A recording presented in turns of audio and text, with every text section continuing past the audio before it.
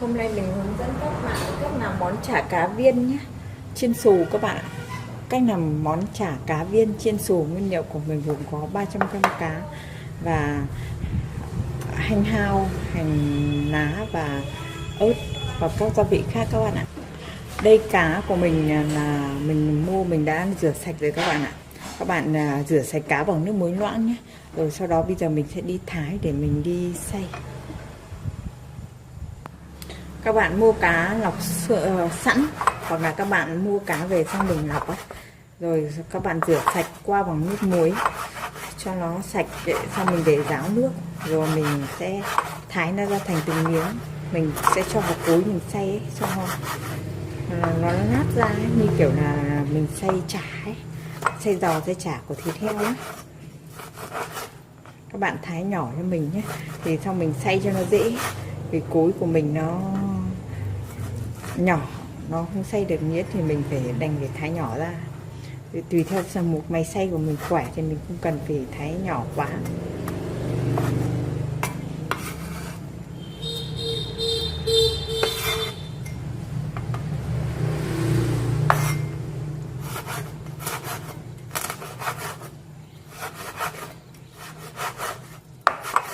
Các bạn có thể ăn thêm thì mình có thể cho thêm thịt lợn đấy, nhưng mà thì cho lẫn vào để thành chả cá này này. Nhưng mà mình không thích cho thịt lợn ấy, thì mình chỉ cần làm với cá không thôi các bạn ạ. Các bạn thái nhỏ xay nhuyễn cho mình nhé. Sau đó mình sẽ hướng dẫn làm tiếp.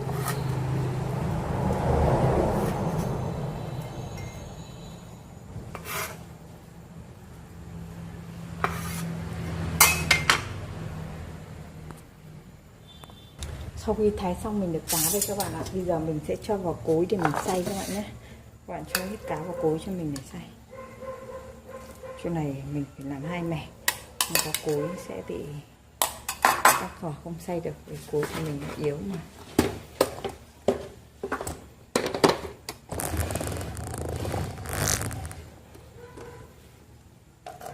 Các bạn xay nhuyễn cho mình nhé.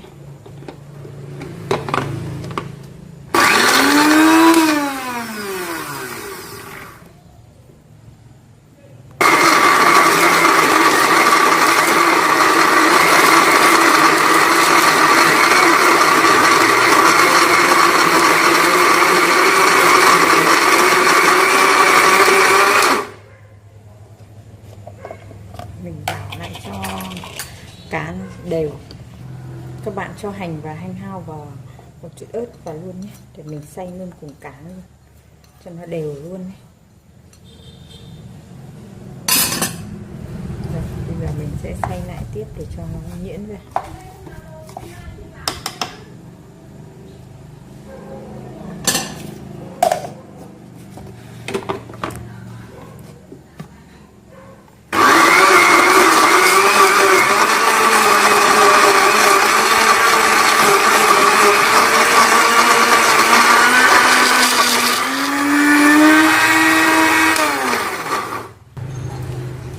Cho mình một thìa cà phê này của canh.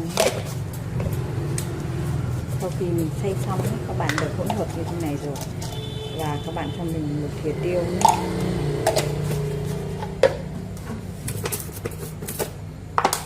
Và các bạn cho mình một thìa bột bắp để canh này.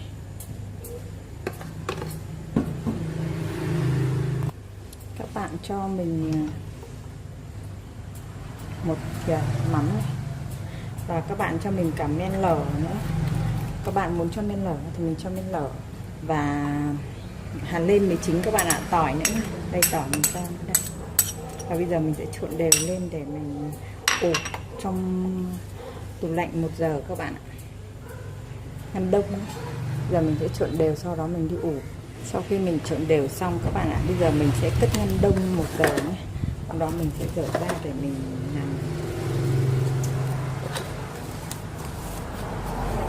Sau 1 giờ sau mình sẽ lấy ra để mình làm. Sau khi mình để ngăn đông 1 giờ các bạn ạ, bây giờ mình bỏ ra để mình đi nặn viên nhé, để mình chiên nhé. Các bạn dùng cho mình bột chiên xù thôi, vì cá của mình nó đã mềm rồi, Mình đã có bột rồi, mình chỉ lăn qua bột sồn là được đó. Mình sẽ bắt ra để mình nặn viên.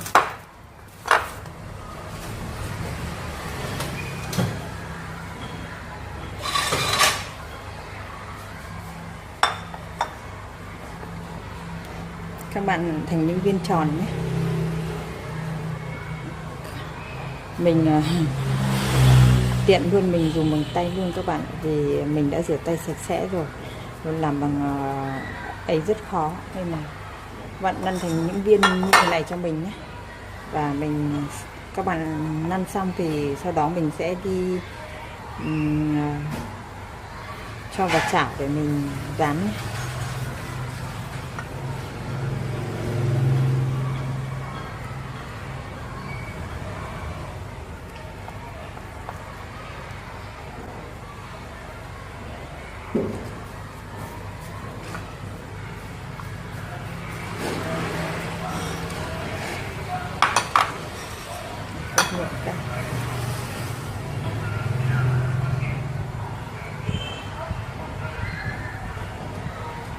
Đây các bạn, sau khi mình lặn xong mình đã được những viên chả cá như thế này đây.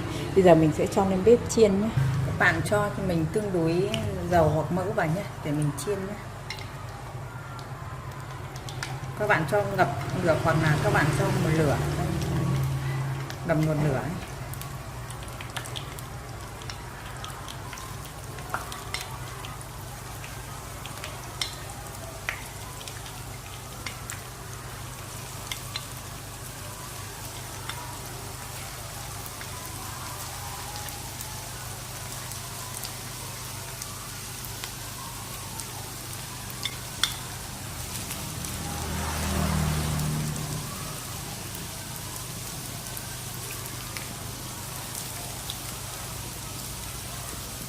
Các bạn mà cho bột lở ấy, thì sau viên cá của mình lở rất to ấy.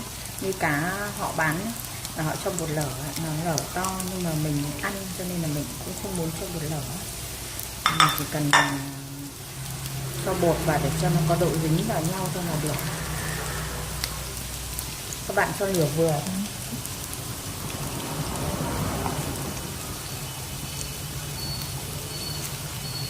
Khi nó vàng các bạn rửa mặt lên cho mình.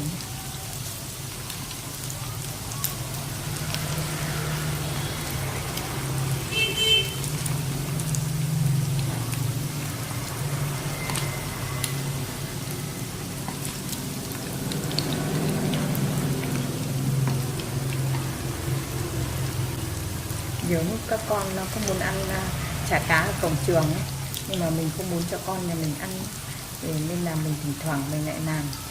Có hôm thì mình làm như này là mình chiên bằng bột chiên xù, hoặc là các bạn dùng bột chiên giòn cũng được. Làm này cũng rất đơn giản, không có gì cả. Mình chỉ mua cá ở chợ, mình nhờ người ta lọc sẵn rồi, xong về mình chỉ cần rửa sạch sẽ rồi mình cho vào máy mình xay ra, rồi mình ủ trong ngăn đá 1 giờ các bạn ạ, với các gia vị mình vừa đủ. Sau đó là mình có thể bỏ ra để nặn thành viên là đi chiên.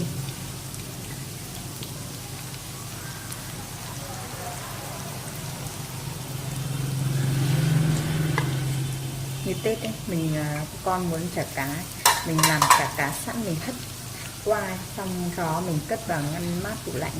Nên là lúc nào ăn là mình dở ra mình chiên, nên là có luôn chả cá.